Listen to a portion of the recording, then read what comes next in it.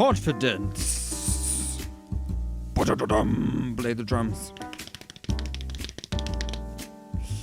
Okay, here's another video of me just rambling about confidence and my struggle to be confident. So, where should we start? Let's just start at the beginning, right? So, when I was born 30 years ago, yes, I'm 30. I was born on on a Sunday. Just kidding.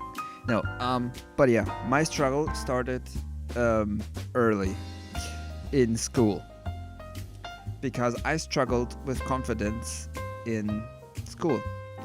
I never struggled much with being myself.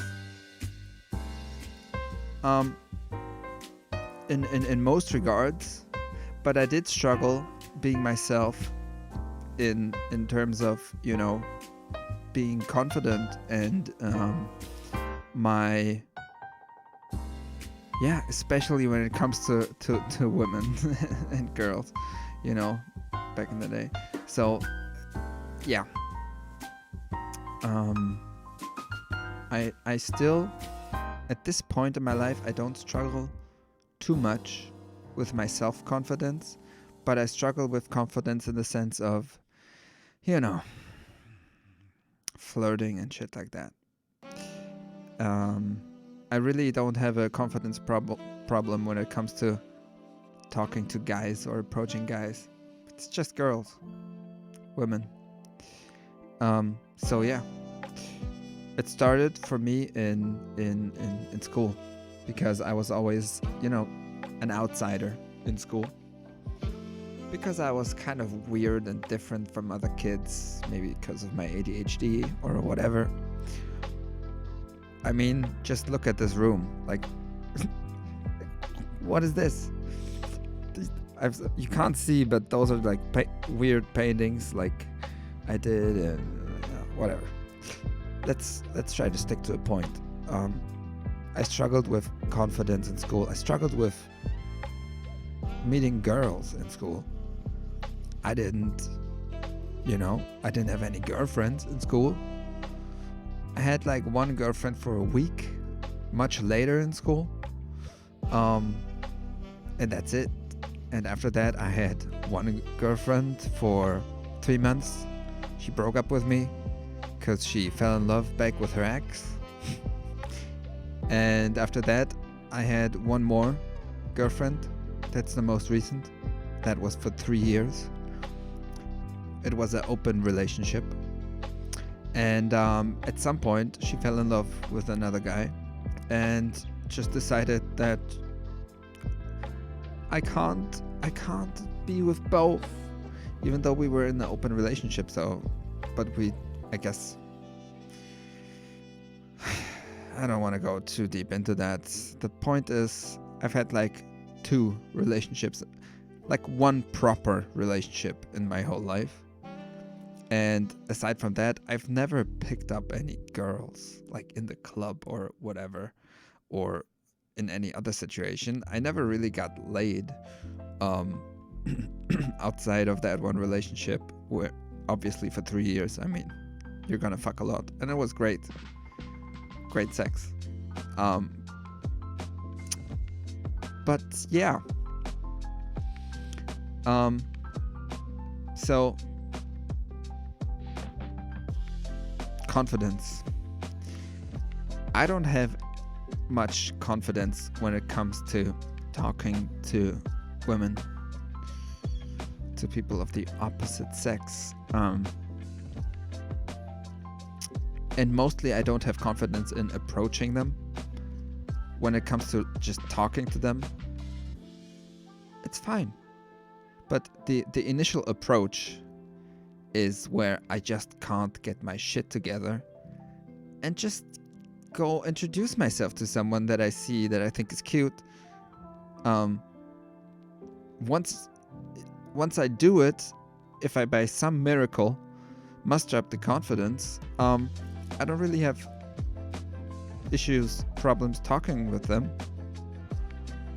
But then I do have issues again when it comes to escalating things, making a move, flirting. Not good at that. I don't know how to fucking do it. I mean, I kind of do, but most of the time I'm just too scared to do it. I have some nice lines, and well, actually, it's not like I never got laid. There was this one girl that we went on a Tinder date, and she said I was pretty smooth with it, and we did hook up that night. But so I know I have what it takes. I just don't have the courage to do it. Maybe this video should be called Courage instead of Confidence, because I'm pretty confident in myself. I'm not afraid that I'm gonna fail, but I am, in a sense, I am afraid of rejection. But the thing is, like, rejection doesn't have to mean that you failed, right? Rejection can just mean that they failed. They failed to see you as a valuable person that could add, something to their life. Or, maybe it just wasn't meant to be. Or, that maybe they're in a relationship. There's so many reasons for rejection to not mean that you failed. But rather that just other reasons it wouldn't work. So yeah, I am afraid of rejection for sure. That's a big thing. Rejection is something that it hurts. I think it hurts a lot less the less expectations you have, and the more you do it, the more you get rejected. I think it hurts less. But to have the courage to just approach, that's where I like confidence, where I like courage. And to have the confidence and the courage to escalate things, to flirt, to, move things forward, to get closer. That's where I struggle a lot. And yeah, I don't really know what to do to improve that other than just doing it. That's the only method that that I have noticed works for boosting that type of confidence. And that's not entirely accurate, because I also noticed that when I'm on my A game, right, and I'm not just sitting on my computer playing video games, but rather maybe I'm making music, I'm cleaning up my room, I've taken care of myself very well, to have a nice bath, take care of your body, eat well, all those things. If you're on your A game, I'm also a lot more confident. But that kind of comes back to the other video I did about discipline and addiction, and I think I talked about discipline a lot on that video. And to have the self-discipline to take care of yourself properly and, be productive, be doing things that improve your life, be doing things that you actually want to do and that benefit you long term, like pursuing your dreams and simple things like fucking daily chores, You know, washing your fucking clothes, cleaning your fucking room. That's for me some of the hardest things to do. But also I've noticed some of the best things to boost my confidence. And or you know, go outside, touch grass. You know, I'd rather sit on my PC, play fucking video games, or watch YouTube for hours instead of doing some simple good things for me like touching grass or making music or cleaning my room. So yeah, that really helps. But also just doing it, just doing the approaching and just somehow mustering up the courage to flirt and approach. That's the other thing that helps. So those are the things I've noticed that help me. But yeah, I don't really know where to go from here. What else I could talk about, because I think that pretty much sums it up. Yeah, maybe I can talk a little bit about my experience with girls or women, depending on my stage in life. Honestly, I keep doing this thing where I'm like, girls or women, depending on my stage in life. You know, when I was younger, I dated girls. Now I'm dating women. I'm 30. Here's the thing. I just like the word girls. To me, all women are girls. So let's just get that out of the way so I don't have to do this justifying or explaining. To me, when I say girls, I mean women. All women are girls to me. Like, I'm still a fucking boy. That's how I feel. I'm a boy. Them are girls. So when I say girls, I'm not talking about underage girls. I'm talking about women. Okay, we got that out of the way. Now I can just speak more easily and not have to explain it. So yeah, my experience with girls. Yeah, I've been in plenty of situations where I had chances to escalate things and maybe get laid, where I didn't use it. I didn't use the moment. I didn't use the opportunity, even when it was clear as day. But in the moment, I was so afraid that I didn't see it. And afterwards, I was like, damn. And sometimes, yeah, there was this one girl that I met on a dating site. It's a while back, like some years ago. And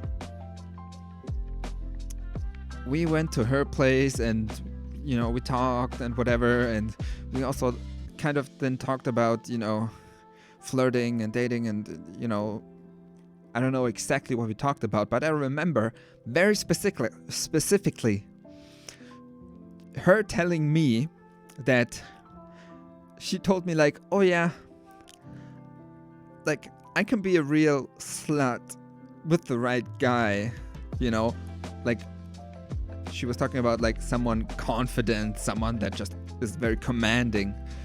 So that the opposite of what I was and kind of what I still am. I haven't really explored that side of me, the guy that's just, you know, takes charge. That's something that's very opposite to me, because I'm very kind and I'm very, you know, I'm really accommodating and I want to be a nice guy. I don't want to be a dick that just, but it doesn't have to be being a dick. That's what I realized. But I still struggle with it. You know, you don't have to be a dick if you're commanding, you know? If she likes it, then you're not being a dick, right? If she doesn't like it and you continue or something, yes, you're absolutely a dick. But, you know, a lot of women like men that know what they want and, you know, that go for it and command and have confidence. And, yeah, I realized it doesn't have to mean that you're being a dick or that you're not nice. But still, I struggle with it. I'm just I'm kind of a soft guy. What can I say? But I wanna unleash that side of me, and it's hard. I'm going to an event, a swinger event, tomorrow, which would be a big step for me. Because I don't know if you know anything about swinger events, you know, it's very sexual. A lot of people, they go there to fuck. It's a party. It's a big party actually in my town. And yeah, I'm sure people also just go there, you know, to see something exotic because everyone has like interesting outfits and but I don't know. I've never been, and I always wanted to go, and I'm going tomorrow, and I'm scared shitless. And the main reason is that I know how I am, and I know that I'm afraid to approach people, and I fear that, you know, if I'm not there, if I'm not talking to people and getting to know people and approaching them, then it's just not gonna be a pleasant experience, because that's kind of what people go there for, right? And yeah, a lot of people go there to meet people to fuck, and even to fuck. There's this thing called the playroom, where I think people are just fucking in there.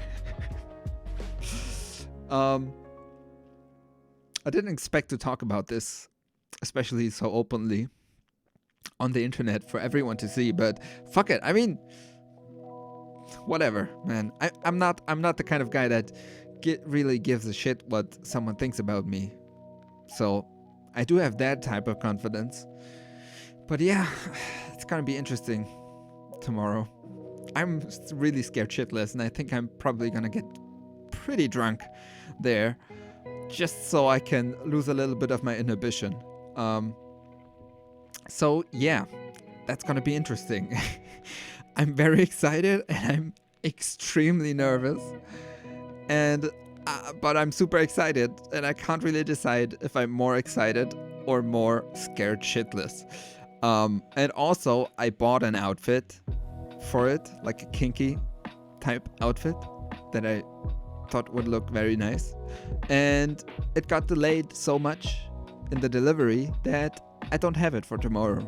So I'm just gonna have to wear something pretty boring, like, you know,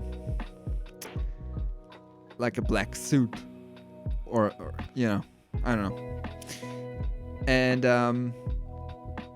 yeah, I have blue contact lenses, which I might wear just so that I look somewhat different, because that's the dress code. You have to look kinky or different, or, you know, like the it said in the description that the dress code is like, you wear something that you wouldn't wear on the street, right? And obviously most people there will have like kinky outfits, like sexy outfits, and I don't really know what I'm gonna wear.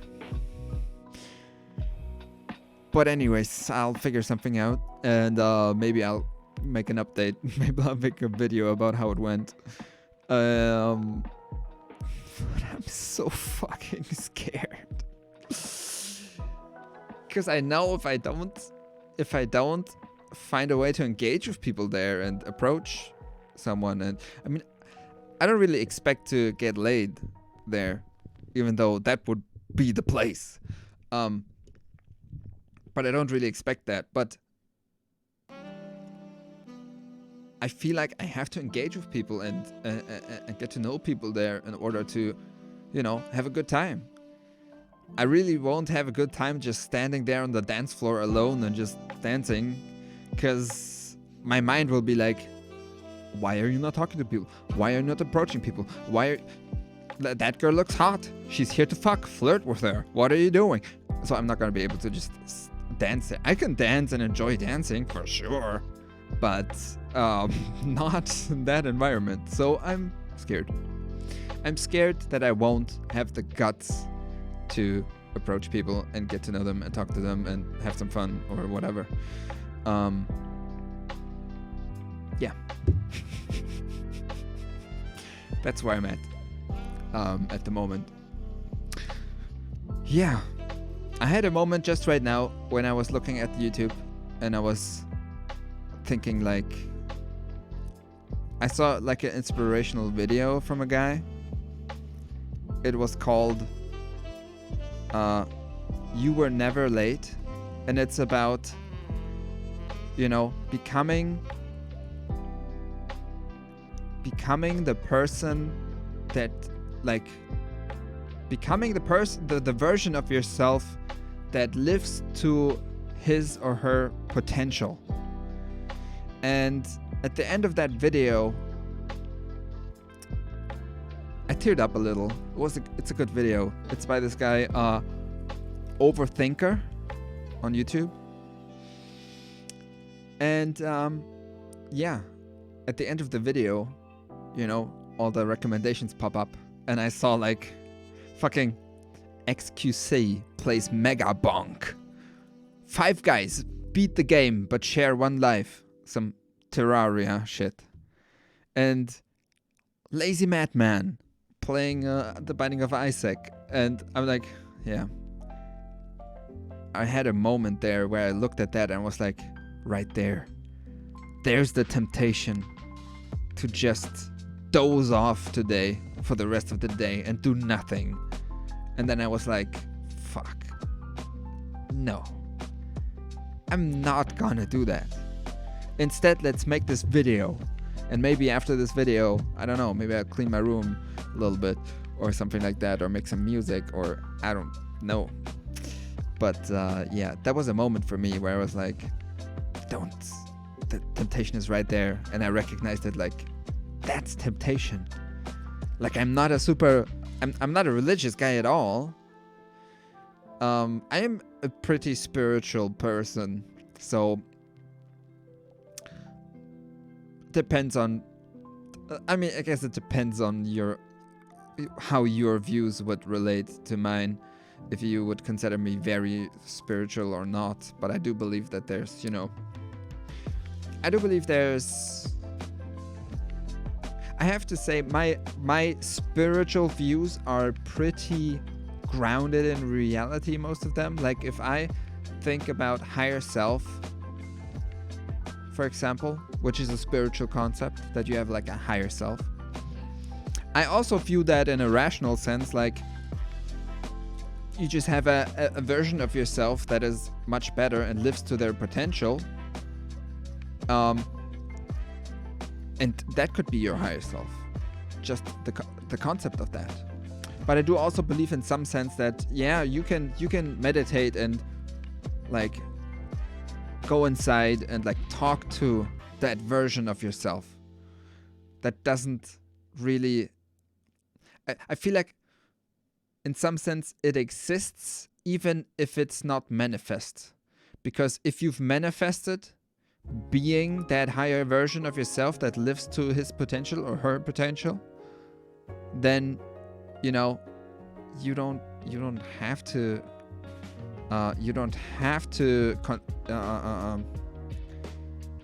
talk to him or her, because you are him or her.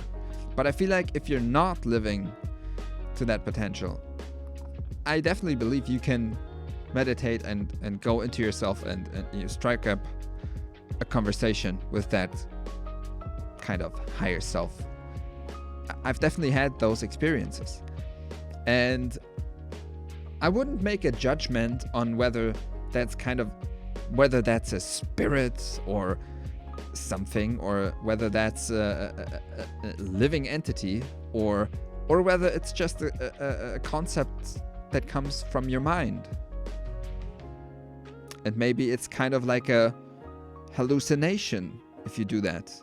But the thing is, if it's a helpful hallucination, then I don't really care if it's a hallucination or a higher spiritual being.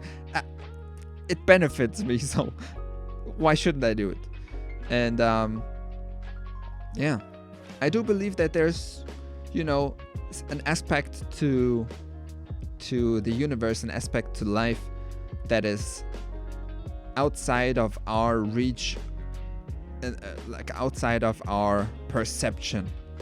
And I do think there's kind of I like the concept of like Buddhist origin of this life force, that there's like an energy in the universe that is everywhere, and it's just like it is like alive, but it's like the force of the universe. It's not, so I can't really put it into words really well, but I guess that's maybe like the most spiritual idea that I hold, that there's some kind of force, some kind of living undercurrent in the universe that you can tap into. So I don't know if that's super duper spiritual in your view, or it probably depends on what you personally believe. You might be a hardcore atheist, like, yeah, that's nuts. Or you might be a super religious person and be like, yeah, that's nuts. The only spiritual thing is, you know, Jesus Christ and the Holy Spirit. Or you might be of a different religion and be like, yeah, that's nuts. I only believe in this. I personally believe that we're going deep today, boys. We're going deep. I personally believe that you can get to the same point through any religion. That's my personal belief.